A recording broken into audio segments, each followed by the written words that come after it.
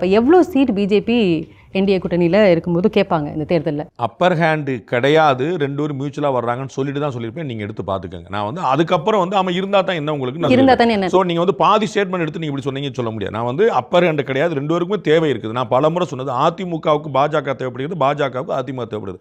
இதில் குழப்பம் இல்லை. அதற்கு மேலே ஒவ்வொருத்தரும் ஒன்று பேசிப்பாங்க. இன்னைக்கு காங்கிரஸ் அப்பர் ஹேண்டு யாராவது ஒத்துக்கிடுவீங்களா? நேற்று வரைக்கும் திமுக அப்பர் ஹேண்டு யாராவது ஒத்துக்கிடுவீங்களா? அது வந்து மியூச்சுவலான கூட்டணி, இயல்பான கூட்டணி, இயற்கையான கூட்டணி. இங்கே மட்டும் அப்பர் ஹேண்டு லோயர் ஹேண்டு சொல்லிட்டு இருப்பாங்க. அது நோக்கம் கிடையாது. ரெண்டு பேருக்குமே அவரவர் தேவைக்காக இங்கே வந்திருக்காங்க. அவர் யாருமே பெருந்தன்மை, பாஜகவும் பெருந்தன்மை காட்டவில்லை, அதிமுகவும் பெருந்தன்மை. ரெண்டு பேருக்குமே நம்ம ஒன்றா ஜெயிச்சுருவோம் தெரிஞ்சிருச்சு, ஒன்றா வந்துட்டாங்க. இவ்வளோதான் பாயிண்ட்.